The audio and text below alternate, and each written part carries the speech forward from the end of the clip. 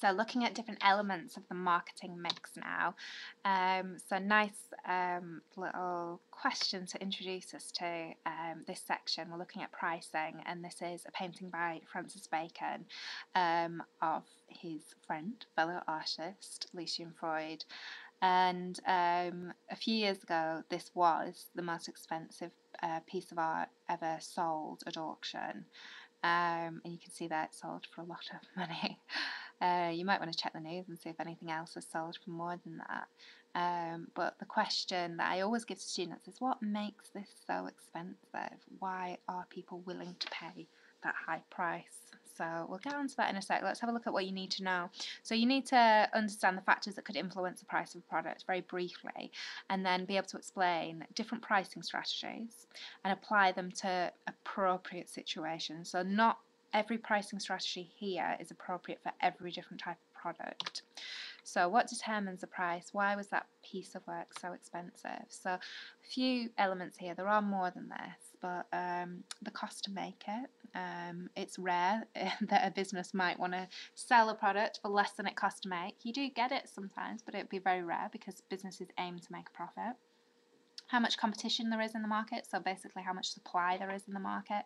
We know from Unit 1 with demand and supply diagrams, the larger the supply, the more there's downwards pressure on price, and so that should bring the price down. The level of demand, so in that auction I'm assuming there was quite a bit of demand there, quite a few people wanted it, and that drives up the price. Where the product's sold, I'm from Blackburn. I always use the example of kind of Blackburn, lovely town as it is. It's probably not got the same kind of brand appeal as New York or London or Paris. You might be able to charge a higher price in those cities than Blackburn, although I just think it's underappreciated as a town. The brand image as well, we're often willing to pay a lot more for a product when it has branding associated with it, as particularly a very favourable or desired brand. And how rare it is as well, and whether it has a unique selling point can also determine price. There are other factors as well. This is not an exhaustive list. So pricing strategies, I always think this is quite interesting. You get these adverts on TV around about January, and they're like, oh, get the first issue of this, a magazine, and it's only 99p for the first issue, and then every other issue is like £9.99, and to purchase it all. Sorry about so it's like £7.99 or £9.99 every other issue, and it costs you about £1,000 to purchase all the issues, that kind of thing. That is an example of, if it comes up, penetration pricing. So it's using a low price to enter the market to gain market share, and then increasing the price after you've gained that market share. Now, to do this, you'd have to produce products on a really large scale to be able to reduce the cost and enable the business in the first place to charge a high price. So they'd have to be very confident they're going to be able to make their money back and retain that market share when the price goes up. So it's usually new products and lower cost products as well. You wouldn't do that with say a new car. So at the opposite end of the scale, we've got technology, and very much in-demand technology like these phones. So this would be price skimming strategy, where you enter the market with a high price when the product is new, and then over time decrease the price to gain sales from other segments of the market.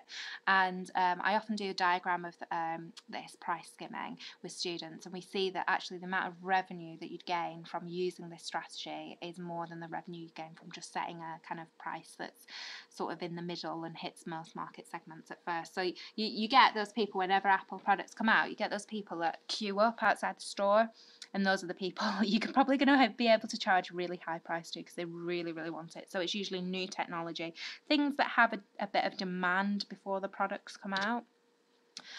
This other strategy, we often see these things. We won't be beaten on price, or we'll price match. This is called competitive pricing, so setting your price at the same level as competitors or deliberately undercutting rivals. And this is in very competitive markets that you find this happening. And then we have this type of pricing. So you might think, well, why do they price it at £1.99, not £2? And big signs like this, always 60% less. And that's very much psychological pricing. So a product sold at a price that's meant to create a particular impression of the product.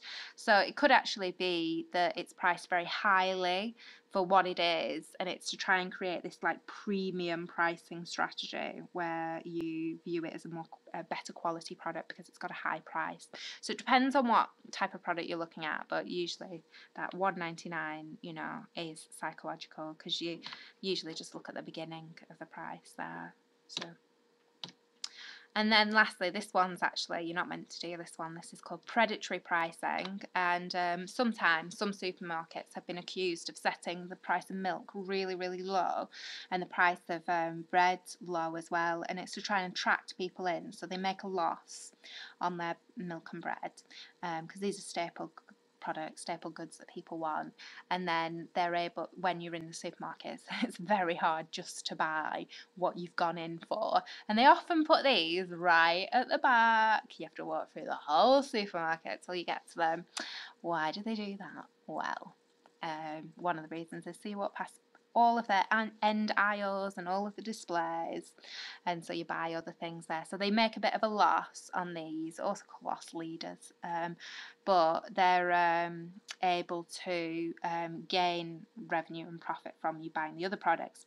Now, if they've used that, in itself is not illegal, but if they've used that strategy to try and force other businesses out of the market, that is called predatory pricing, and that is anti-competitive.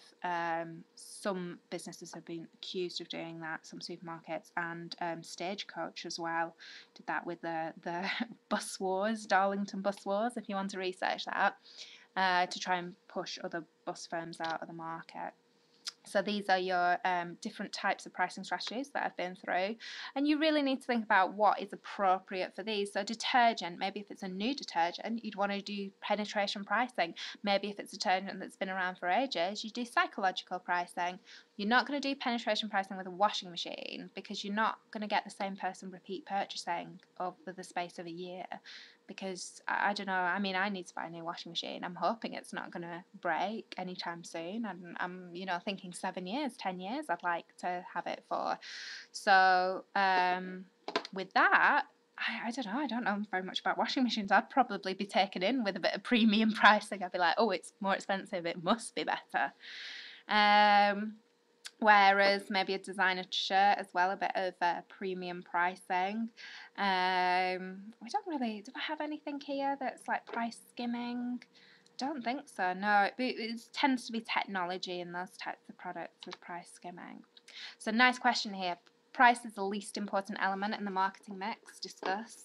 Marketing mix, meaning, product, promotion, place, packaging, all of those types of things. You want to be able to talk about price for, say, 75% of the essay, and then marketing mix for the last 25%.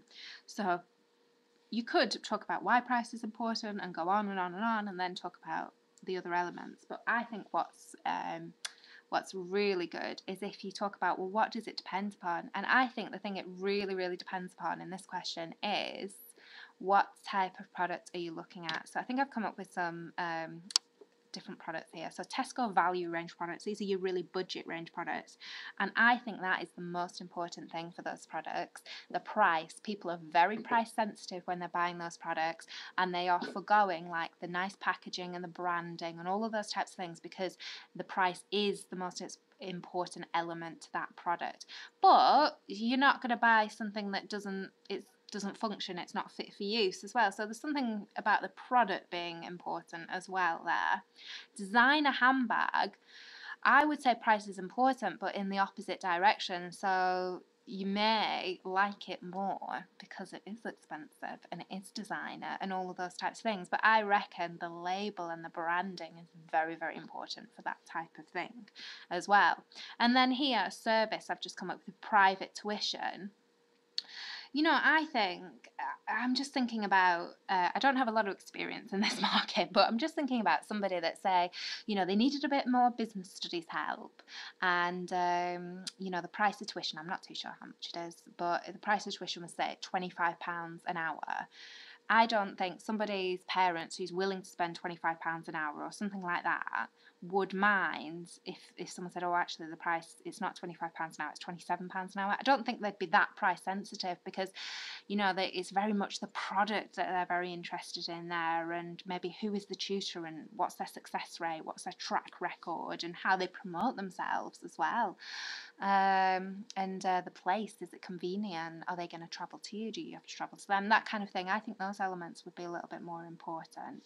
But have a think about different products, because this is a question that could be really altered easily.